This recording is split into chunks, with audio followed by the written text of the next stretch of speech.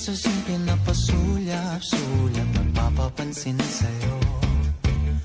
Umabot sa palitan ng mga mensahe, kilig na kilig ako. Kumusta, kain na, hello, magandang umaga.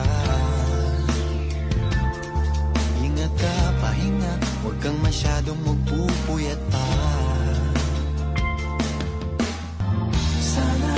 Sana naman ay mapagbigyan ka na at nang mapakinggan ang tibok ng puso kong sa'yo lang naramdaman ng tunay na kaligayahan. Sana naman mapagbigyan ang tibok ng puso.